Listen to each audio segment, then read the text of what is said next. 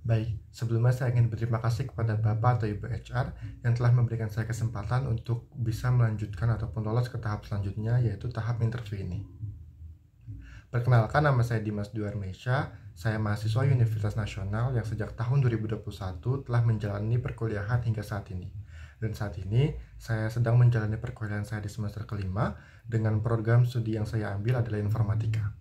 Selain berkuliah, saya juga aktif dalam mengerjakan beberapa proyek untuk menunjang minat saya di bidang data scientist dan juga machine learning. Harapan saya dengan mengikuti program magang ini di DB Telkom adalah selain untuk bisa mendapatkan pengalaman baru, tetapi juga untuk bisa mendapatkan perspektif baru akan dunia kerja profesional dan juga bekerja di Telkom Indonesia. Motivasi dan juga komitmen yang saya miliki dalam mengikuti program Digistar Internship di DB Telkom ini adalah saya ingin berkontribusi secara penuh dan juga saya ingin berkontribusi secara positif dan juga nyata dalam menyalurkan skill, kemampuan, dan juga pengetahuan saya untuk pengembangan produk dan juga layanan digital Telkom. Karena pendidikan dan juga pengalaman yang saya miliki ini sangatlah relevan terhadap posisi yang saya lamar, yaitu sebagai seorang data scientist.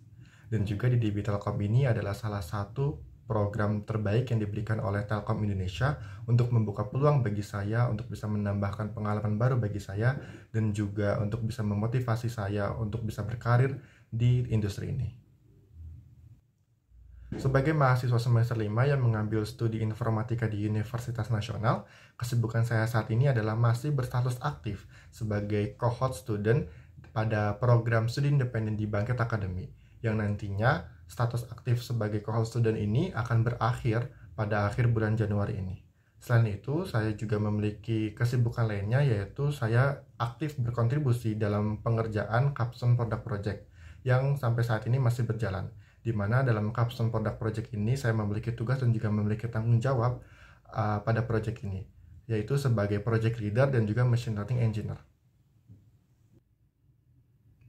Terkait portofolio project saya yang sudah pernah saya kerjakan sebelumnya adalah Capstone Product Project dengan nama Meditazone, di mana di Capstone Product Project ini saya dan tim membangun sebuah aplikasi kesehatan mental yang ditargetkan untuk masyarakat yang memiliki masalah terhadap kesehatan mentalnya, terkhususnya Gen Z.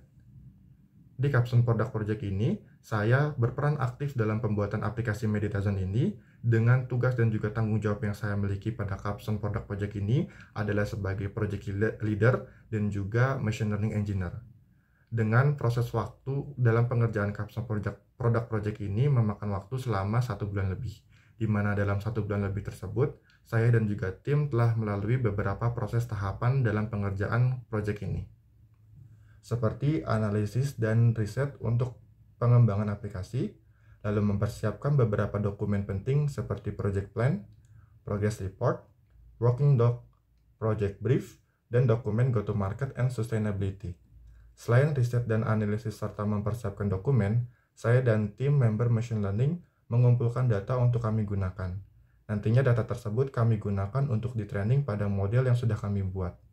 Selain itu, saya dan tim member machine learning membangun model machine learning berupa NLP, yang dimana saat kami membangun model machine learning, kami membuat 2 model, yaitu model transfer learning dan juga model tanpa transfer learning.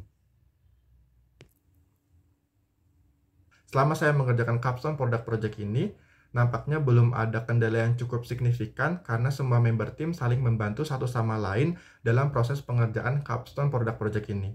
Untuk itu, hasil yang didapat cukup memuaskan dan juga sesuai dengan ekspektasi. Berikut ini adalah hasil project yang dapat saya tampilkan.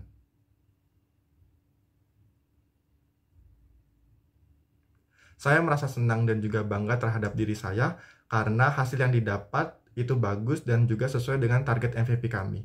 Dan juga saya merasa bangga terhadap diri saya karena saya bisa berkontribusi secara penuh terhadap Capstone Product Project ini.